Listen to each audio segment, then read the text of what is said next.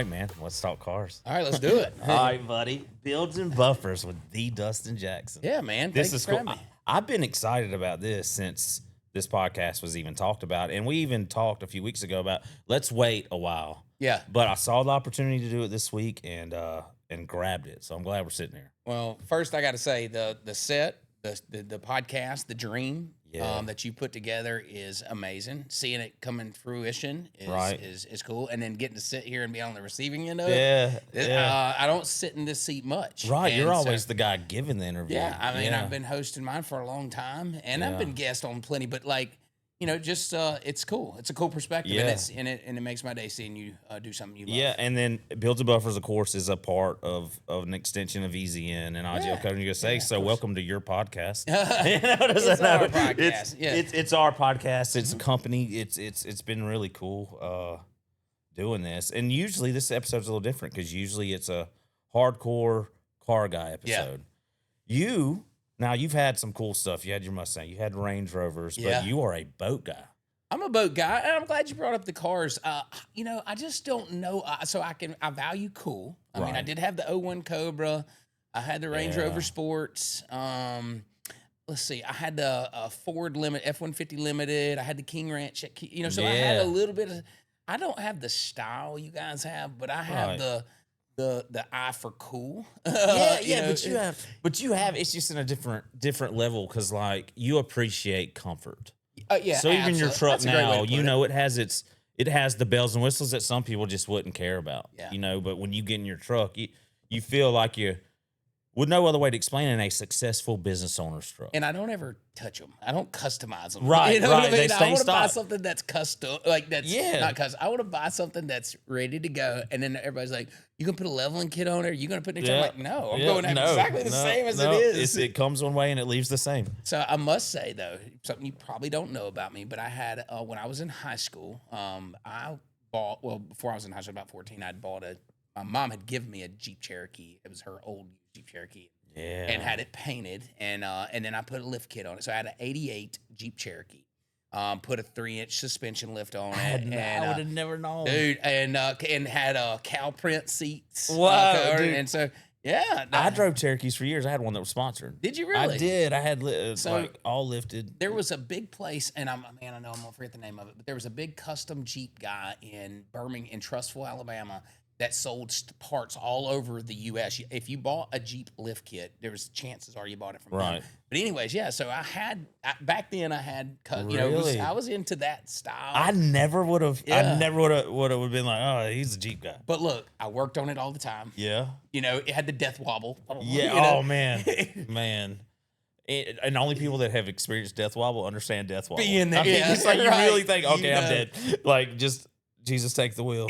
Literally. And it don't stop till you stop. So, you know, and I think as I got older and I dealt with kind of crappy cars, let's call it what it is. Like I dealt with that. I was like, you know, if I ever get the money to buy me a new one, that's what's going to happen. Yeah. And I don't want to touch it. So that's probably where some of that comes from. But I completely understand and respect that. Yeah. I would be probably much better off in life if I was just okay with driving a regular stock vehicle. But I've always been that guy that if I'm not the coolest car in traffic, I want to find some reason to be looking at me.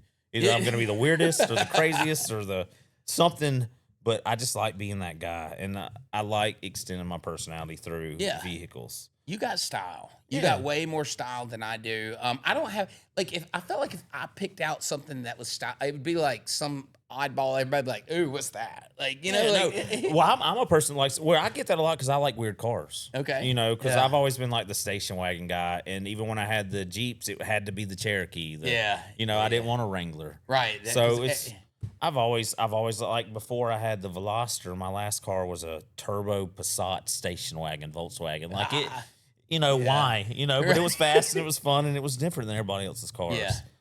In a lot of people, you know, see you and they automatically think because you have, EZN is one of the biggest, highest grossing detail shops in the country. You know, we are $1 million plus shop. We're known for that. It's on our shirts. We can stand by that. We can show you the receipts for it. And people hear, oh, Dustin's not a car guy. They're like, how do you get this? Because majority of the time you ask a detailer, how'd you get into detailing? Oh, I used to clean my own stuff. I loved cars. Yeah. You are a businessman. Yeah. You came here from Birmingham and saw a necessity for a service that wasn't here. You more or less saw it in the boats because, down by the island and the coast, there's tons of stuff, marine detailers and things. But here in Sairland, where until Dustin Jackson came in, you didn't realize the amount of boats sitting here needing the work. Yeah, and I noticed that need because I had boats and I had cars and I detailed my own stuff. And there was I had a guy named what was his name?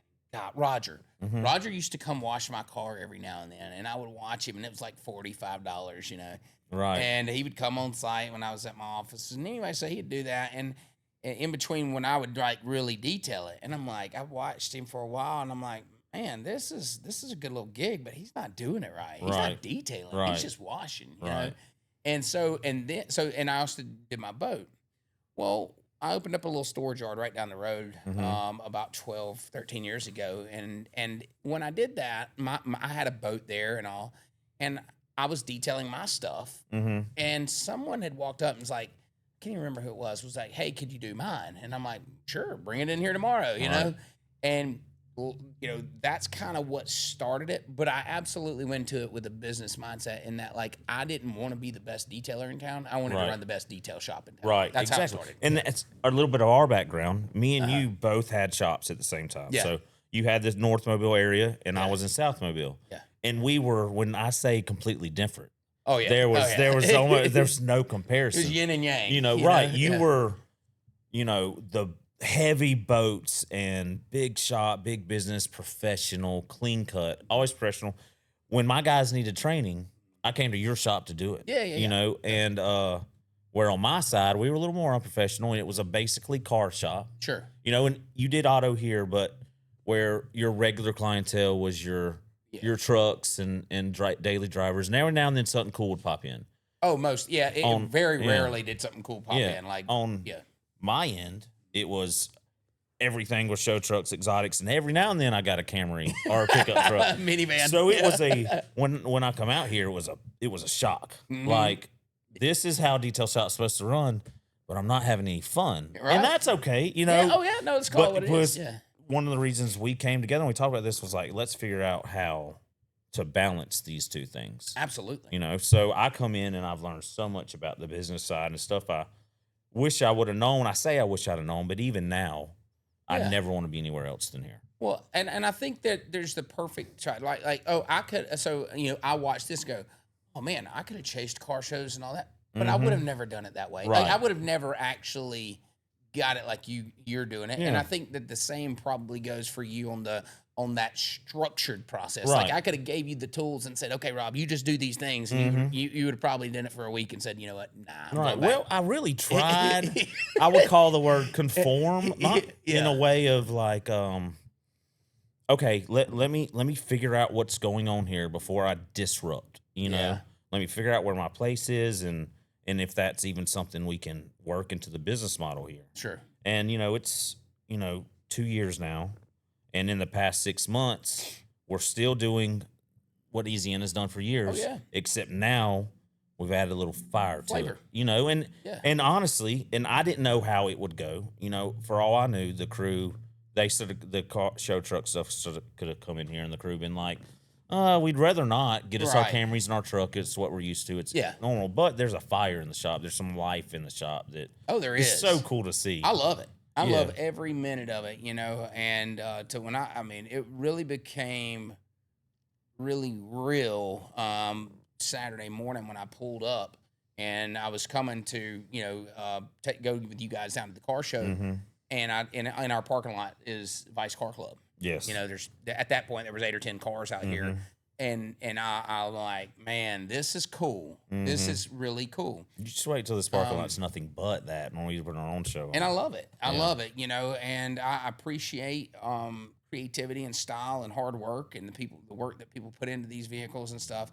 I'm not going to be the one that sits around and talks about the motor size and all that because I'm just not built that way. And even me, I'm a car guy, but I'm not the one that's going to sit there and talk about motors and the size of the motor and this and that. I'm the look at how beautiful that is, and this is why I like the it. art. And right. And that there's so many different kinds of car people, and you are slowly becoming your own version because you're seeing it and you're being around the people. And I told you from the start, the community's the secret. Like, once you've been around the community, you realize that the love of the cars is a just shadow of it. It really is. Yeah, the people are so different. They're so receptive and inviting. You know, I just, you know, it's exciting to me to see how well received I am into y'all's land. You know, in boat shows where I'm from, I mean, we built the Easy N was built on the backbone of marine detailing. That was the biggest shortfall in our area, and we excelled at it. You know, but within that, so we participated in all the boat shows. Heck, we built a boat show because we were so committed in that land. But it's a different dynamic when you talk about boat brokers, boat dealers, yacht owners. They're not inviting. You know what I mean? It was a shock for me because I've never been. My dad's always had boats. I grew up on the Gulf Coast, so everybody, you know, has boats a part of their life somewhat. But I've never been that. I gotta have a boat, or could tell you what motors it needed or nothing. Yeah.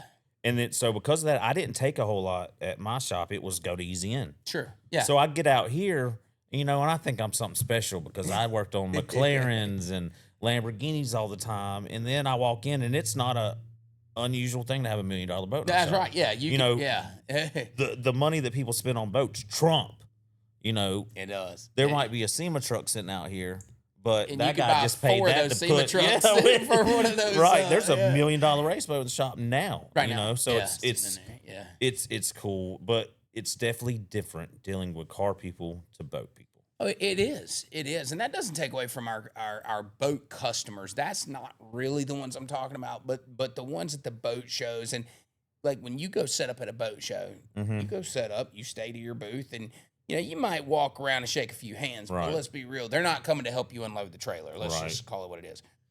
When we pull up to a car show, everybody's there to help. Yeah. And not with us, you know, with the car show. And as we walk around, they're giving you high fives and you know, they're telling us you know, how much they love us there. And it's really cool. You know? And just recently now we got in a new shop.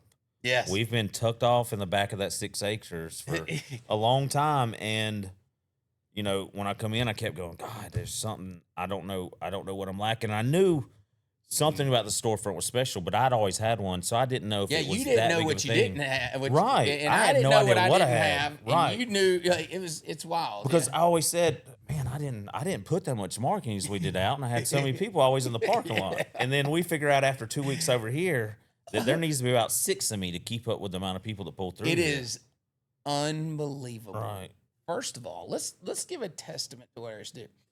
Think about a shop that built to the size of it is without a dang storefront. Oh, I know. All the effort and sales and marketing. And you did it for a year and 9 months or however long over here. Yeah. You know, you picked up and had to run. And then you walk and you open up over here.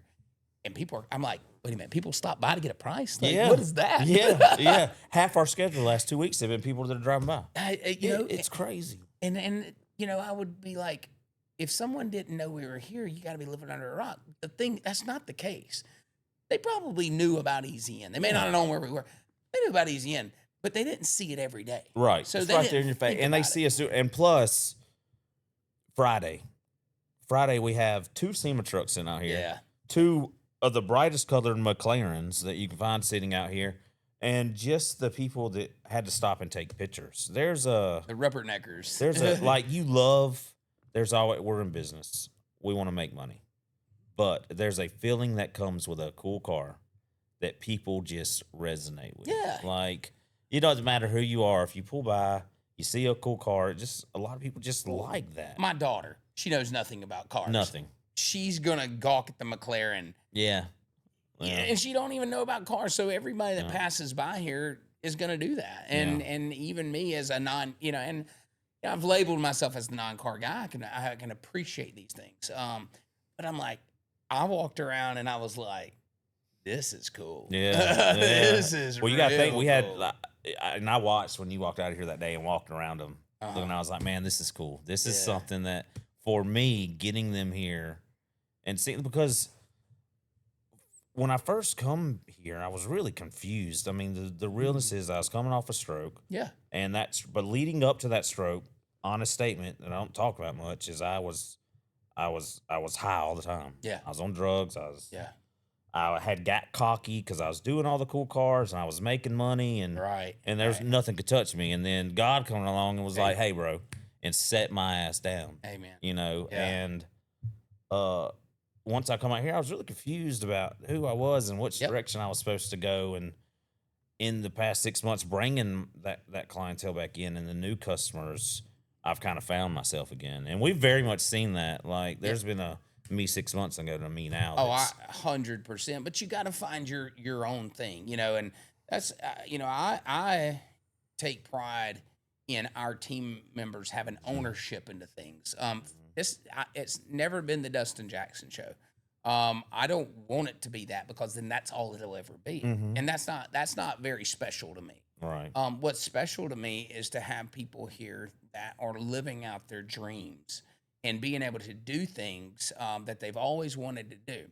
Now, I put my spin on it by saying, because if you tell me you want to do this thing, well, we're going to do it, and we're going to be the best at it. That's where I come in. And I get it, because you know me, I'm a idea producing machine. But there's I'm so glad you said that. There's a difference between ideas and action. So when I'll come to you 20 times a day, like, man, let's do this, and 19 of them are pretty good ideas. Oh, they're great ideas if I'd execute them. They're great ideas. So when I come to you about this one and said, hey, I want to do a podcast, you just gave me that look like, that's cool. You gonna do it? When do you start? And I'm like, oh, I don't know about that part. And it was like, well, this is what you need to do. And then once it started, I think even still we were kind of like, oh, is it gonna work? And it's been great. Dude, I think it's and I've great. seen you do that for so many people. There's so much growth around here. And in the past year, I've seen you go just up. Absolutely. And become just a better person, a better businessman, and in your life and your relationships and as a father, like, it's everybody around here is it radiates. Yeah, it does, and I've grown. This is builds and buffers, so we'll talk about the build of me.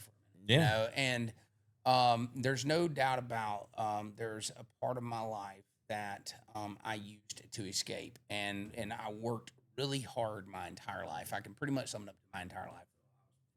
13, and I've always had a lot of stress on me, and so I would use drinking to kind of pass some time on the weekends, to cut back, or to let go a little bit.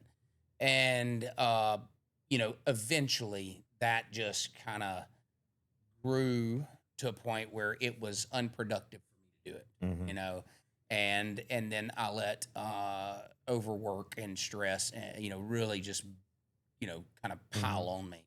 And I had to take a moment. I literally had a time in my life, and I'm thankful for all the ones that are around me, that I had to look inward and go, okay, this ain't going to work, and that's pretty recent. And so, now I'm in this, I looked inward and said, okay, this doesn't work. What does work? And I'm going to lean heavy into that. And you're absolutely right.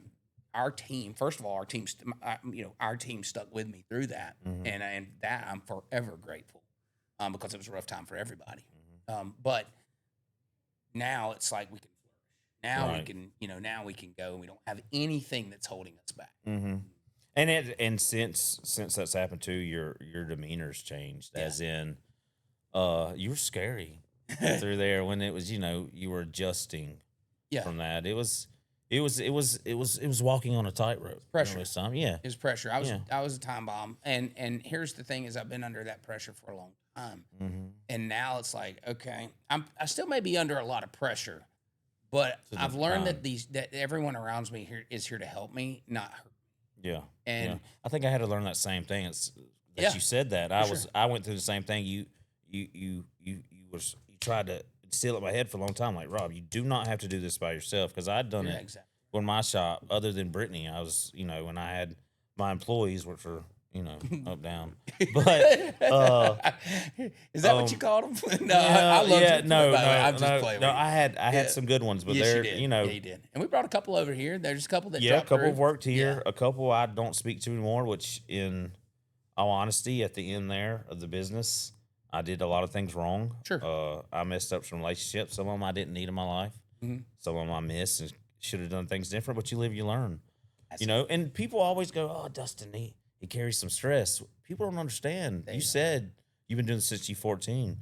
You have never really had a job that wasn't No. you. No, that my name wasn't Like, on the paycheck. No. Always. You were always the one signing them. You Correct. always had other people's lives on your back. And Yeah. people don't realize that owning a business isn't just taking care of your employees. You're taking care of my kids and my wife. Yeah. And Chris's bills when he goes home and his family. There's a whole much more extension. Like when it comes to you too, you're not one of those you're fired. No. Because you have a whole life. Yeah. Let's figure out how to fix it. And I think that's why the team here is so good and, just tight knit like a family, because we know at the end of the day we can all go to each other. That's the truth. And figure it out. That's the truth. We really can.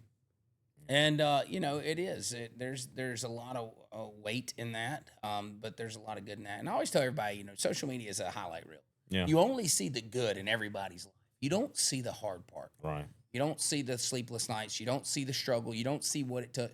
Here's one thing I am good about, or I feel like I do, is I'm transparent about the hard stuff. I want everybody here to understand when it's good and then understand when it's bad. Right.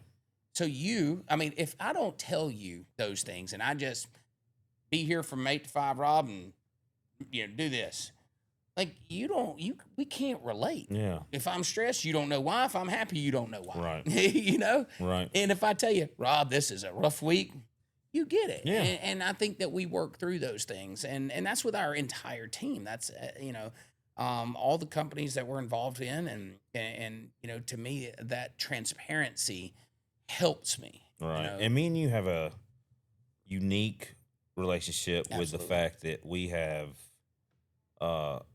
lived this industry the last 10 years of our life. The local detailing industry here. Absolutely. Running our own companies, grinding and paying the bills with it. And, you can say it 100 times. People do not understand what it's like to run a business like this. It's just. We helped each other. hard. I mean, you were out there. I was here. We'd call each other. We would cry to each other. We laughed at each other. We shot videos together. We did some sketchy stuff together. I was going through a divorce. She was climbing under cars for me. We won't go there. But, what are you talking about? Yeah, wait, what? I mean, but hey, Rob, I need you to do this for me. We gotta do some, don't ask no questions, but we're gonna do something. Take a peek under this car for me. Yeah. But we were there for each other, and through good and bad. And then so when the time called, and I'll never forget. I need to tell this story because this is important. When I had reached out to you, I was in O'Reilly's is what it was, and O'Reilly's, and they had some. Pods. It was okay. Yes, so, it was the when Tide Pods first come out. I called you and I said, "Look, if we could figure out a way to make this work for a car wash soap, we got something there." So I went to O'Reilly's and they were there, and I sent you a picture, and I said, "Check this out." Yeah. And somebody had come out with them. It was Armor All. Yeah. And then I said, it was like the "What are you doing?" conversation. And you're like, "Hey man, just kind of doing some mobile detailing. You had some struggles, kind of getting along, like physically. After I was still on cane at that point. Yeah. And I said, so I said, call me, and so we talked.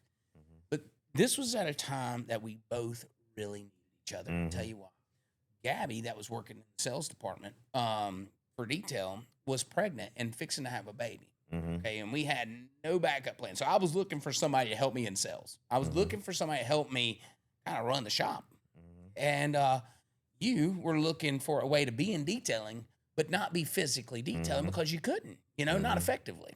All right. And so when you said, I said, well, I got this opportunity. I don't know if you're how you feel about it. And I said, but I need some help in sales. You're like, wait a minute, I can be involved in detailing and not be detailing. You're like, dude, this is heaven sent. And I was like, no, dude, this is heaven sent because I need you as bad as you need me. I even told you, I was like, man, I can try. I'm gonna, whatever you give me an opportunity, I'm gonna do it. But I don't know that I can. Yeah. I said, I definitely can't physically do it. At that point, I was, in a chair.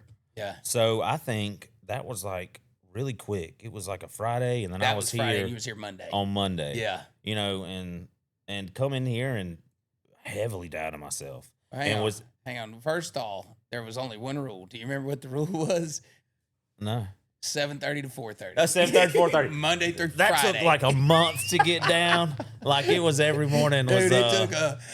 Yeah. Oh, boy. 7:40, 7:45, 8 o'clock. Yeah. Man. I told him, Look. Rob, I said, first of all, I'm going to buy you an alarm clock. The second time you late, you don't come back. Yeah, You know? yeah. Well, in all fairness, I owned a shop for years that was 2 miles from my house Yeah. and was still late to it. Oh, yeah. Okay, I'll tell you another story real quick then. When you started with Detail Bookie, by the way, you were my first Detail Bookie customer. Yeah. When I built the software. Yeah. And we wanted to bring you a box of donuts. So I had Ryan, our sales guy at the time. I said, go out there with a box of donuts and, give them to him when he was, detail shop. We wanted to treat you. And Ryan's sitting out there in the parking lot, 8:30, 8:45. He's like, calls me. He said, man, the sign says they open at 8, but if Rob ain't nowhere to be found. Yeah. I think about 9:15 you rolled up. And he's like, so there was a weird thing with that shop, and it messed me up a lot here. When I come in, I started learning all about SEO and Google, CRMs ads and CRMs and everything, and I didn't use none of that. Right. We were paying for ads and stuff, and I come in here and like, I've never done that. Yeah. I don't get it. Yeah. I still to this day, and I'm not too on one. I still to this day don't know how Delta Bay grew like it did. Yeah. I don't understand it. It still has a following. I never paid for marketing. I never really put myself out there. Mm-hmm. I didn't get on the phone and call people. It just had a natural following. It did. I think the style of it, the casualness of it, made it easy to do business. There's no doubt about it. The traffic on your road, you were right on Halls Mill Road, 3 Notch, or 3 Notch, yeah, right on the road. And it was casual, right? For us, we were never on the road front. So, and this, unbeknownst to me, I'm like, right. Oh, we put up a sign at got the a road. sign. I don't know, a lot of people don't realize that we literally, if you've ever been to Easy Inn and you've seen the shop, you know how big our shop is over there.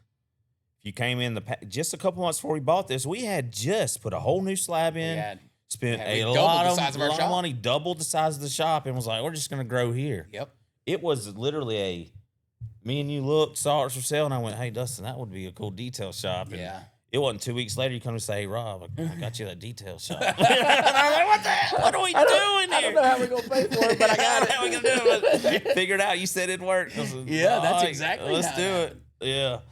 Yeah. You messaged me, or me and you were talking yesterday, and you're like, I told the guys, 6 months ago, we were sitting in that shop writing our goals down and talking about things we wanted to do.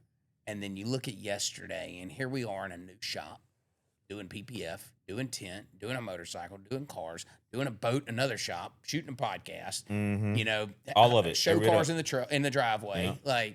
Here it is. And it just 6 months of, and it was longer, we've been working at this for a while, but in 6 months, it shows you how just little work every day goes such a long way. Yeah, it really does. And I'll say right now, I told you yesterday, I doubted it. I stood there 6 months ago and said, hey, this ain't going to happen. Never happened. I come here and I heard a lot of, if Dustin Jackson wants it, Dustin Jackson gets it. If Dustin Jackson says it's going to happen, it's going to happen. And I'm like, okay. But then it's you get here and you're sitting here, you're like, oh, he said it and it happened. And then that other thing he said happened, and the other thing he said happened. At this point, Dustin Jackson wants it. And that's not in an ego or a pride way. It's and it's not even for a you thing. Because honesty, I watch you struggle, whether it's financially, mentally, stress, emotionally. You go through the paces, and it's never about Dustin Jackson. It's always about the team, the people around you. It's I got the meeting. Demi's got to dance. It's trying to juggle life and all that, and it's such a respect behind it. Means a lot.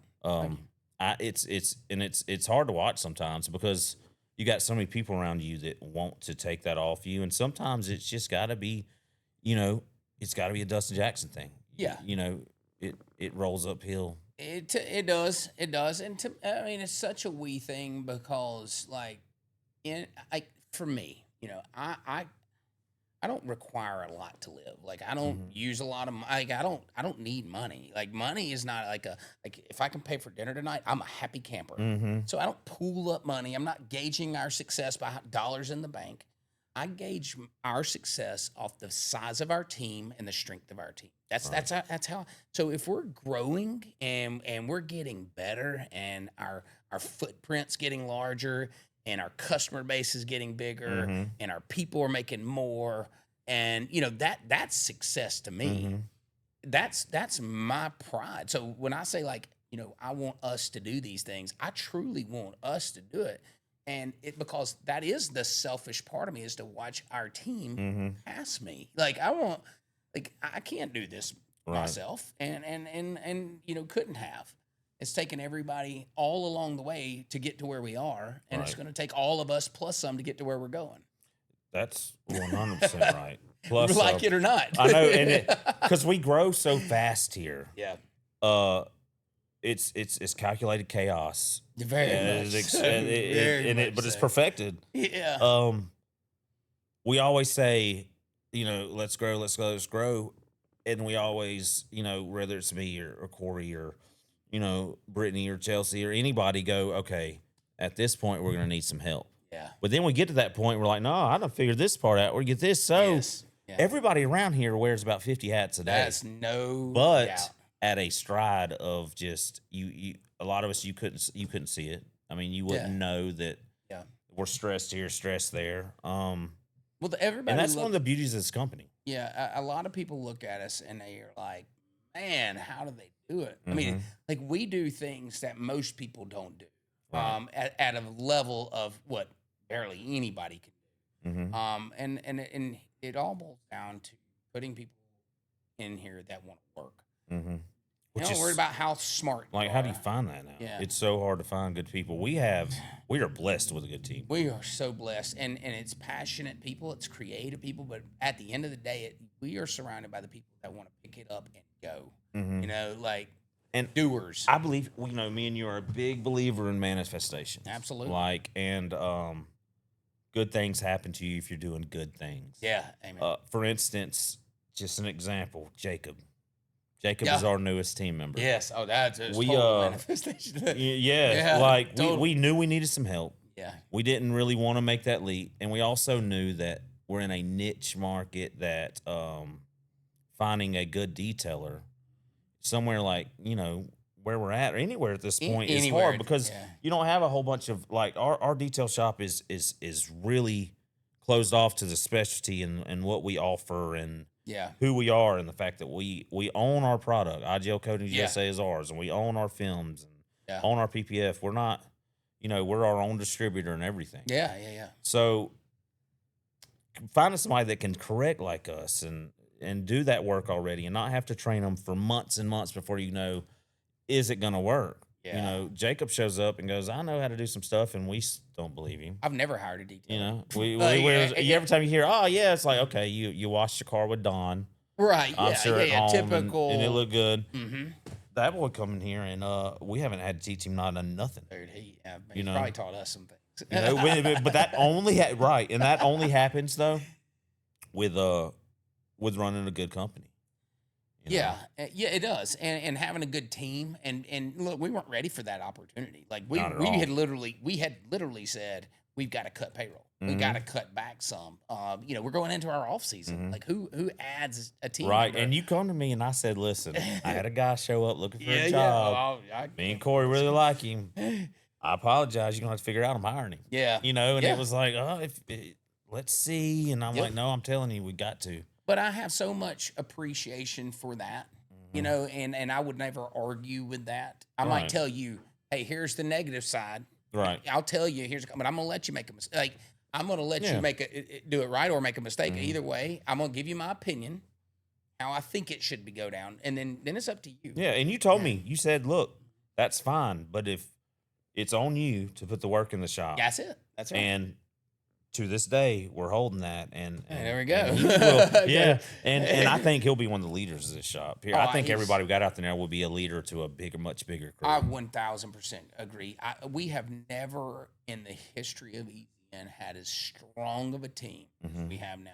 The ones that are here, I mean, this is globally really, but like specific to the detail shop because that's what we're talking about.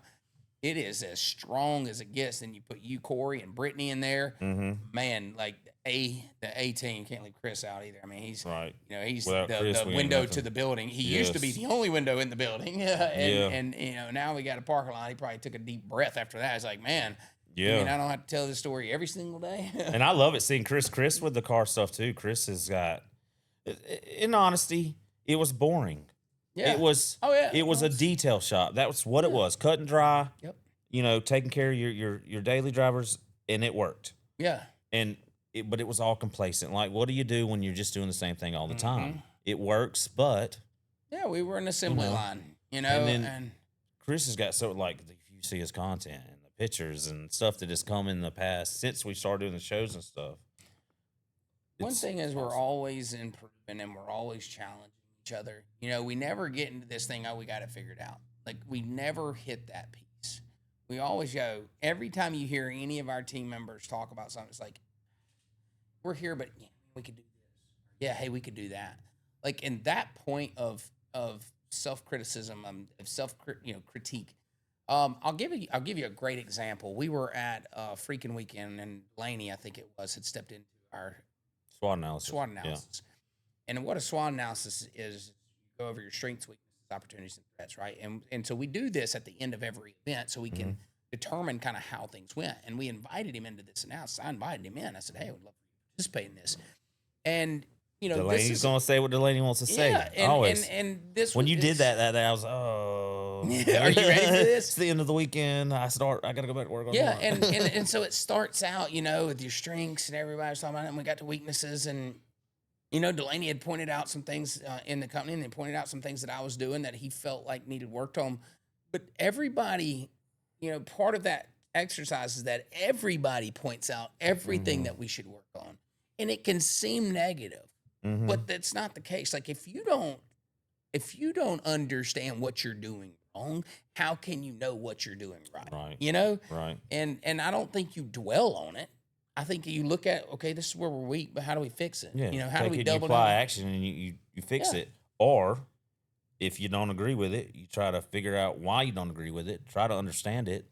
And like, you're really good with healthy debating. Like you're willing to sit down and have a conversation that you disagree with. And absolutely. Yeah. It's not even I'm going to prove to you why you're wrong. It's let's figure out why you think that way, and then let's figure out if I'm wrong too. Correct. Which is awesome. Most people, it's in your position, you could just be like, no, this is the way I want it. I don't care if it's the wrong or right way, and go down the road. I don't believe in that because I don't believe. First of all, I don't believe I'm always right. Now I am opinionated. I'm going to tell if I have thought it through, I'm going to voice it. I'm not going to say anything if I don't know.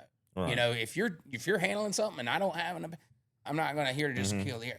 But I don't think that I know it all. And I know that there's more power in crowdsourcing information. In other words, everybody voice their opinion, and then let's collectively make a decision.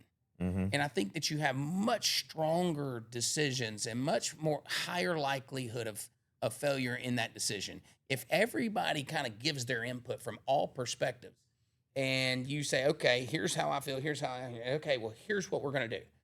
You have a much higher likelihood of it succeeding than you do failing. And that's how we do it. And a lot of people live off that you live and you learn. And that's fine. But you live and everybody else learns too, so learn from them. Absolutely.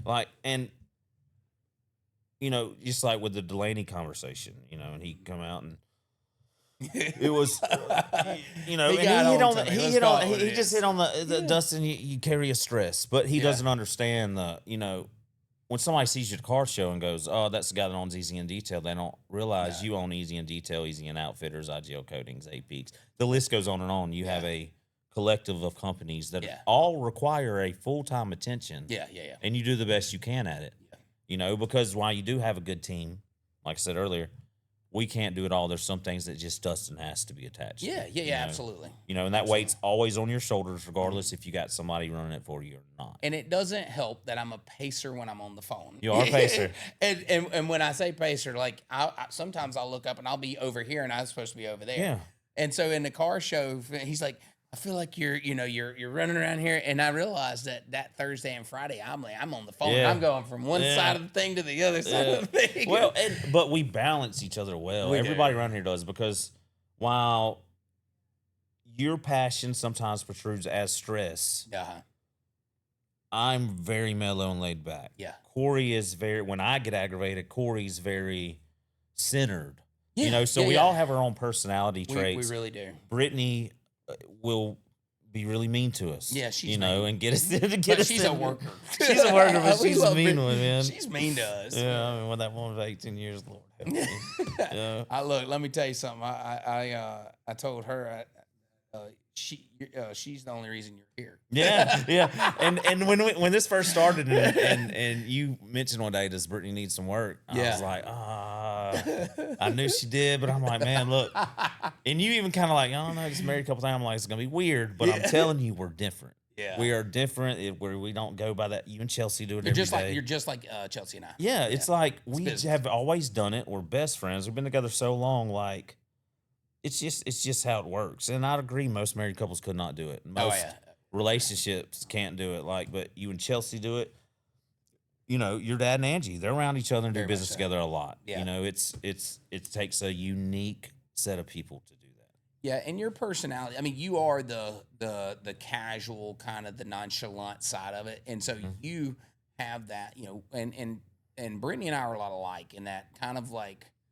Y'all are a lot alike. Yeah, we are. Yeah. And so, and I think that's why it works so well. Yeah. And why she's the got to be done, got to do this, and you're the creative thought through, but you're such a good communicator. Yeah. Where we probably lack in that realm. Right. But it all, and then I think you nailed it on the head when you said, what did you say? Corey was the he's centered.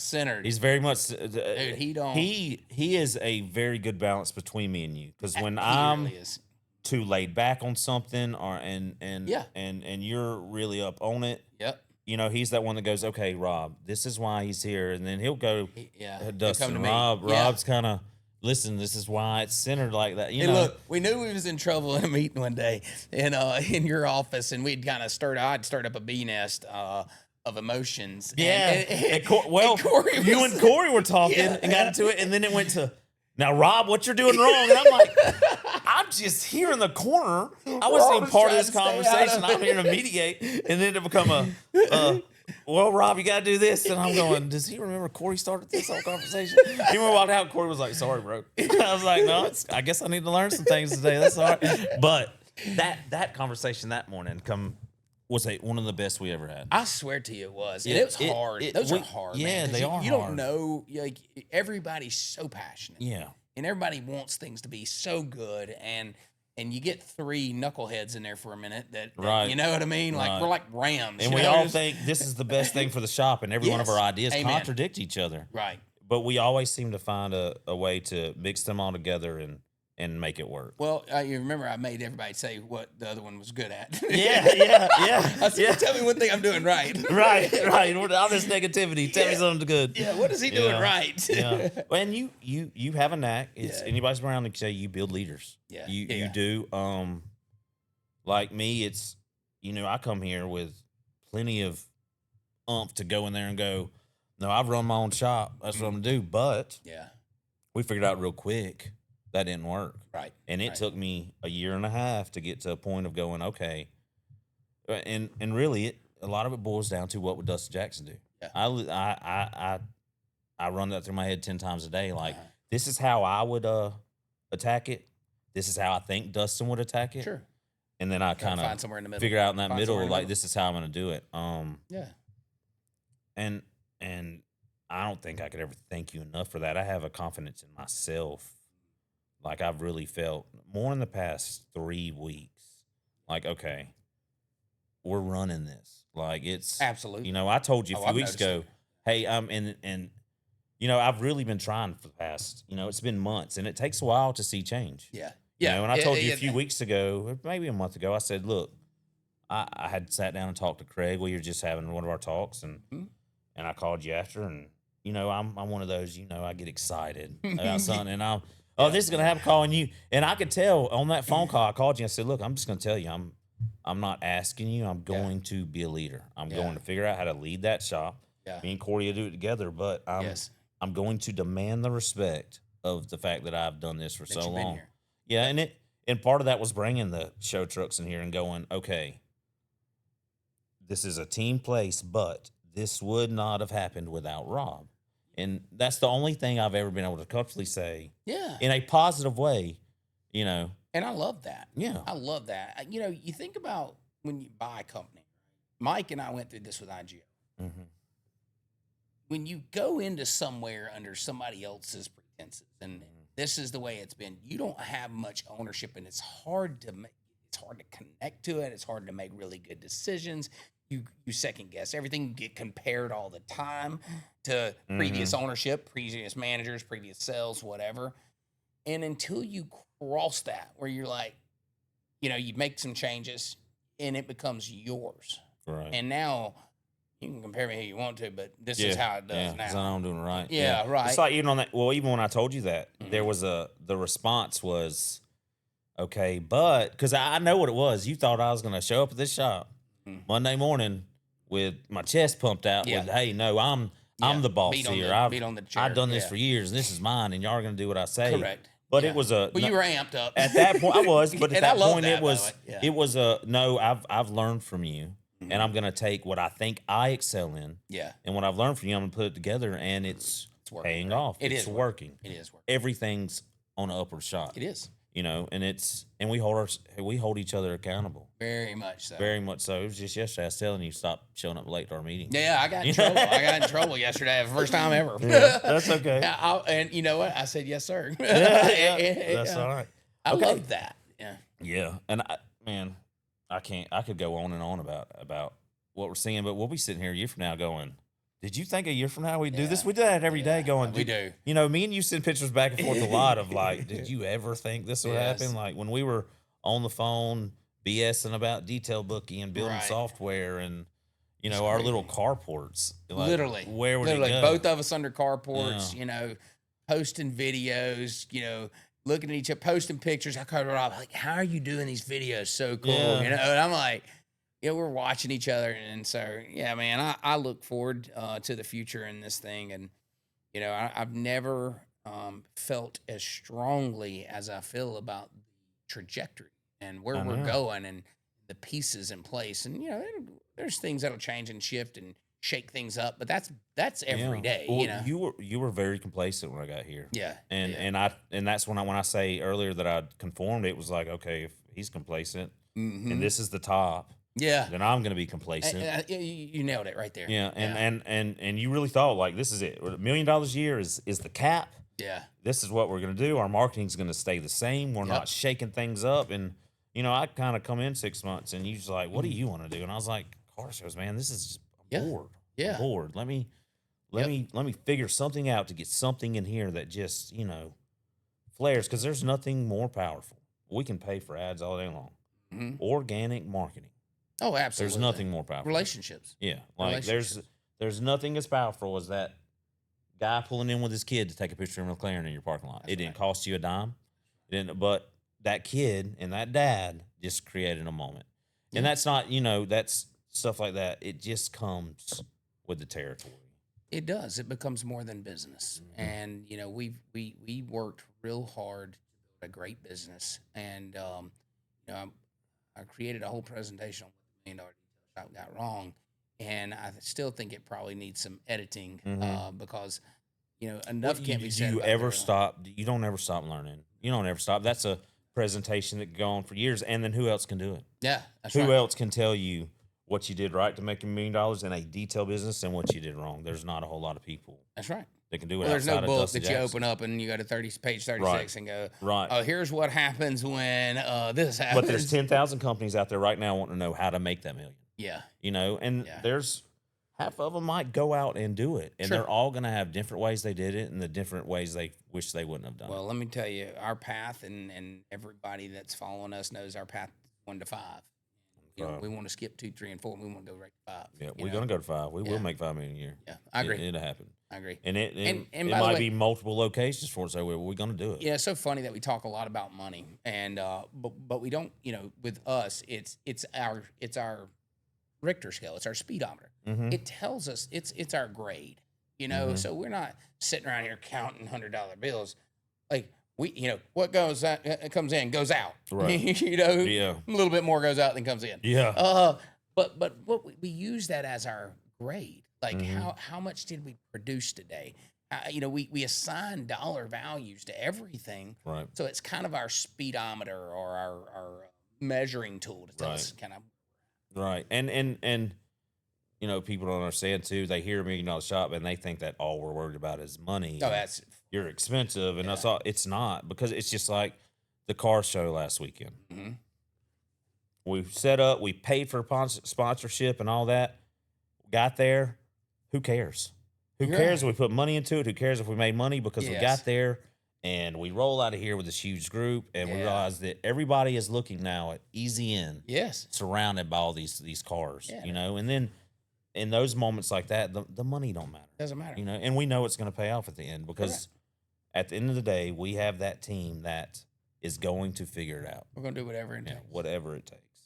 Well, we've talked a lot about work, which I said we wouldn't do. Yes, we have. But but man, it's just not, that's what I love about this podcast. Every time I've sat down and Chris has seen it firsthand, it turns into such a natural conversation. Yeah, this is great. know, Well, we built a business, and this is builds and buffers, and Yeah. so something had to be built. We built businesses. We built Jeep Cherokees. Yeah. Well, let's just talk real quick about a little of the fun part, so it's not all business. Go ahead. Okay, I don't know how well I'll fit into boats. this conversation. Let's go back to boats. You'll fit here. I might not fit in this one. Mm-hmm. You have a tri-tune right now, Bennington. Yeah. And it's beautiful. It's got grills on it. It's loaded out. That's your baby. It's my baby. Why are you a boat person? Like, why? Man, that's a great question. Yeah. That's my piece. You know, being on the water, to me, like, there's something calming about that.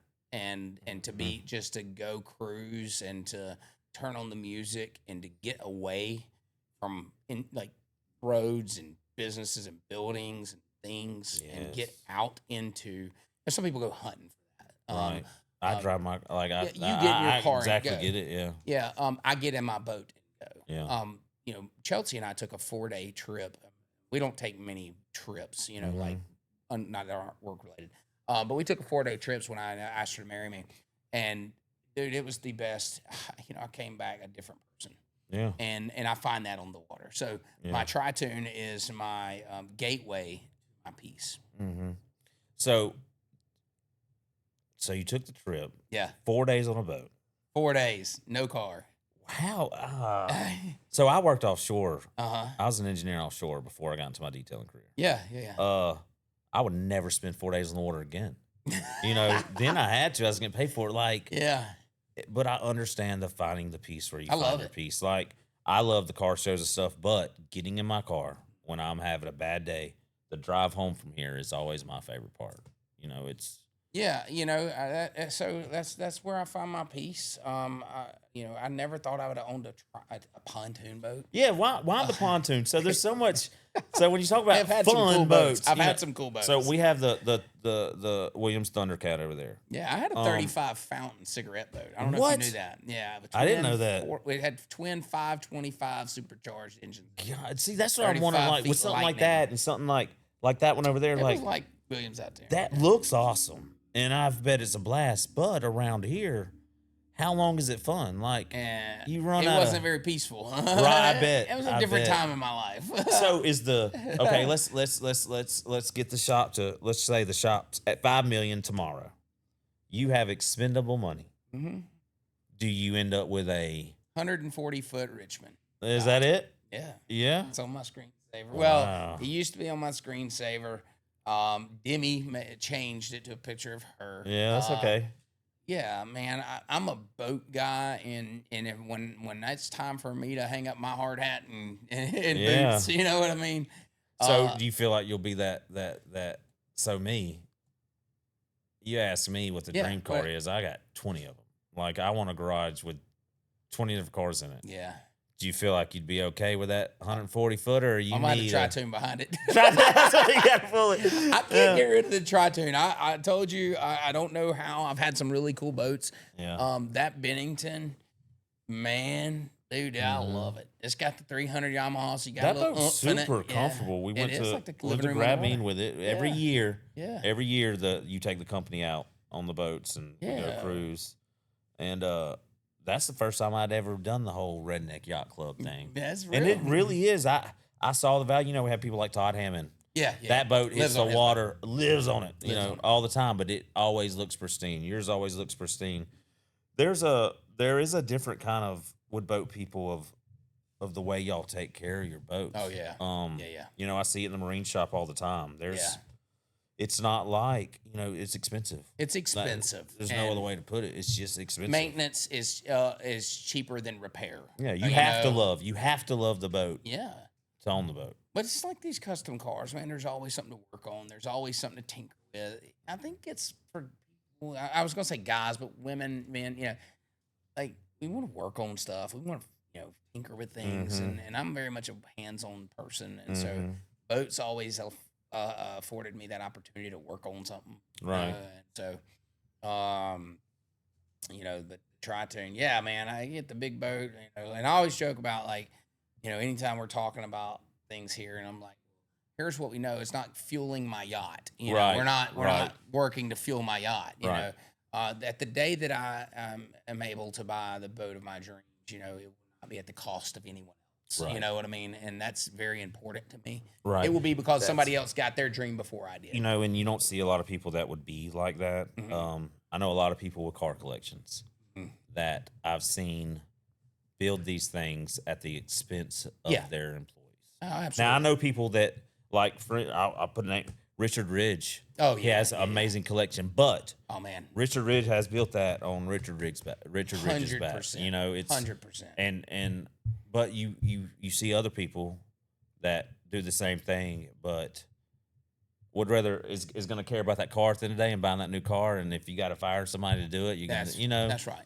And you've always been that when it's time, that time will come. Yeah. But you'll never And know. we'll all enjoy it. Right. You know what I mean? Just like my boat. I mean, I don't own anything. It's all up for grabs. Anybody wants to take my truck or whatever to do anything, like, Yeah, you're not. And people think. I get this a lot. You come around and the car shows and stuff. One thing you do, one of the negatives, car people, yeah. is most of us are materialistic, especially when it comes to our vehicles. Uh-huh. I think because you are a successful business owner, people expect that out of you. Uh-huh. You are in the least bit materialistic. No, You don't care if your shoes come from Goodwill. You don't don't care care. No, where you're your right. clothes come from. As long as your truck drives down the road, you're Yep. happy. That's 100% accurate. If it come down to it and you felt like the boat needed to go, Oh, the boat. as much as you love it, the boat would be gone. would be for If it benefited the people around you. Correct. 100%. No Um, question about it. That's a rare trait. That I can't say that I am like that at all. I mean, I'm not wholly materialistic, but I'm sitting here with a $280 pair of shoes on. Yeah. And, Yeah. You know what I mean? So it's, I know. and I have much more learned to value life outside of life with money being around you. It's so funny that people think the polar opposite of me.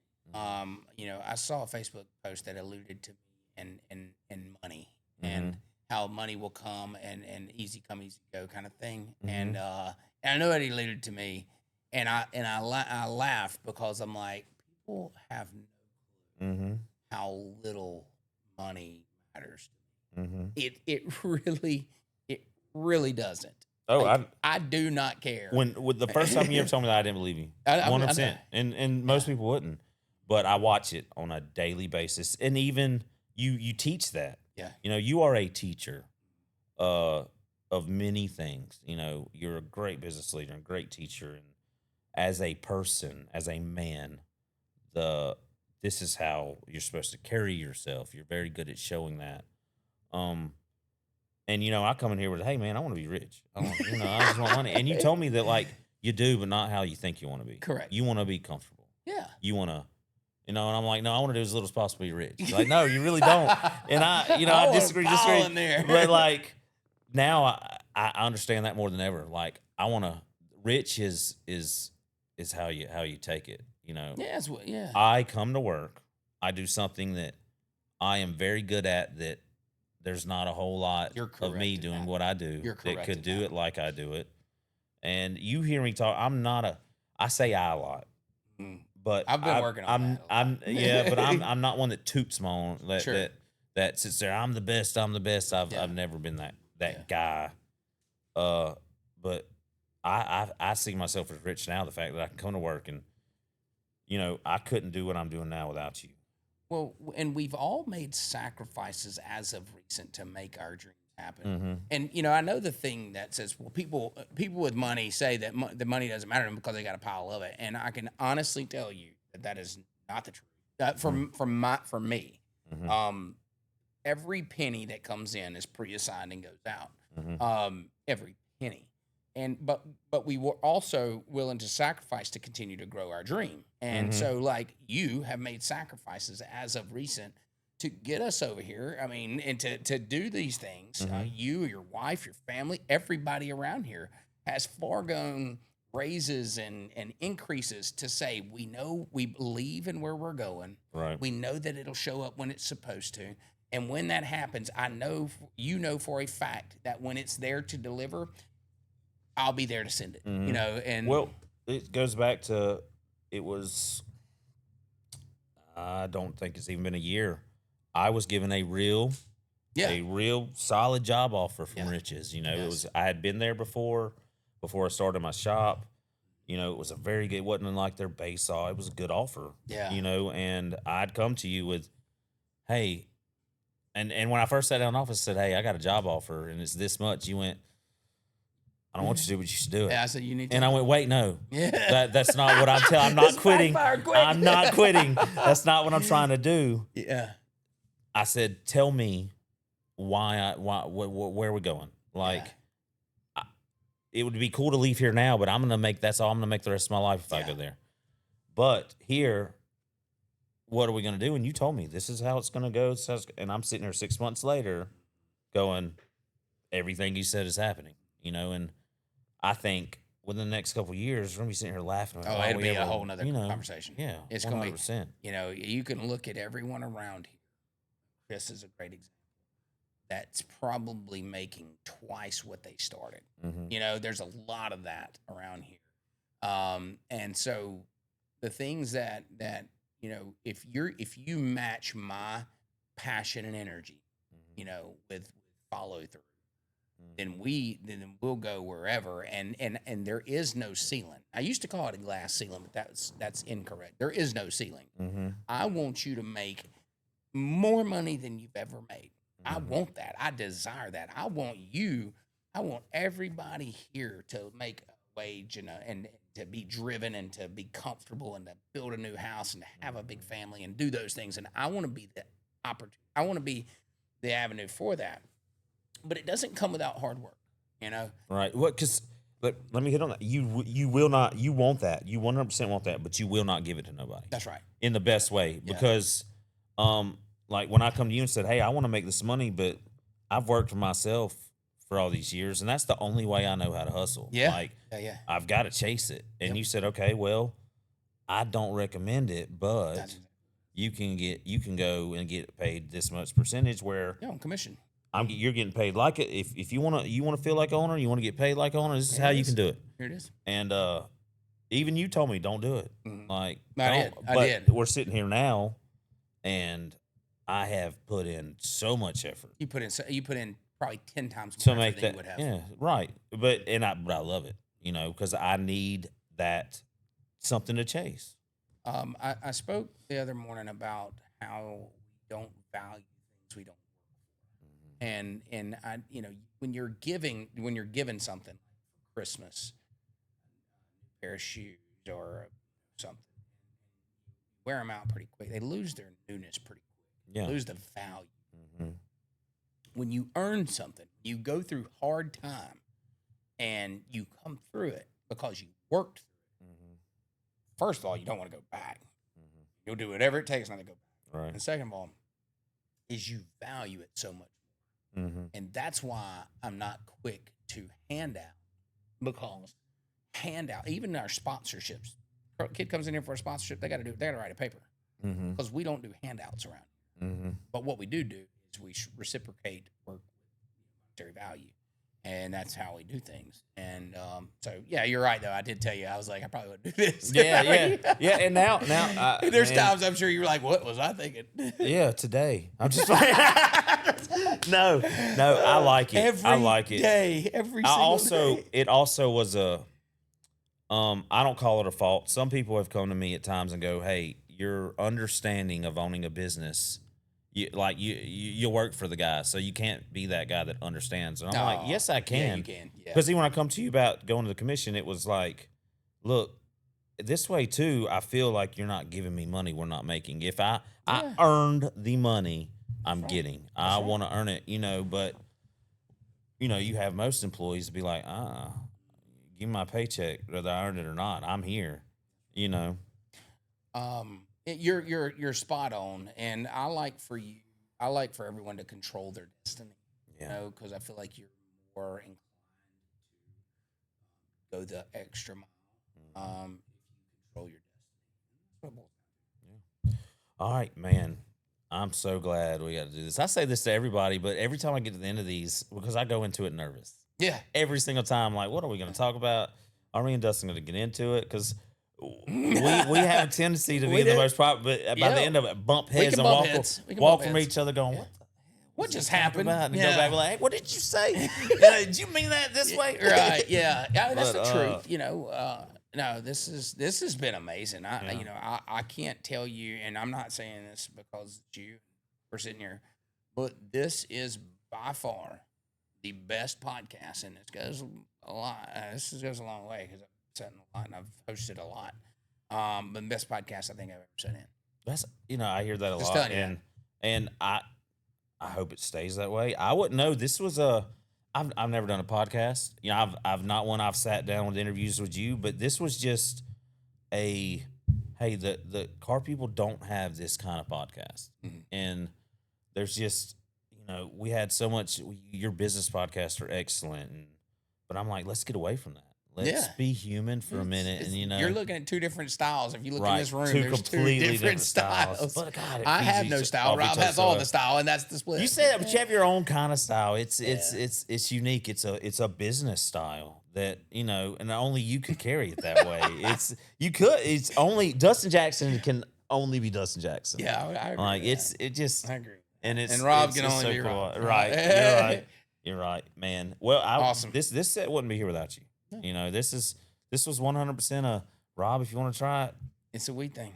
It's a we thing, and it always is. But I could not have tackled it and made it what it is without your guidance and the things I've learned. Thank you. I appreciate that. From the jump, if it would have been like, Dustin, let me have a podcast, and you're like, go, go your way, there ain't no telling what we going on here.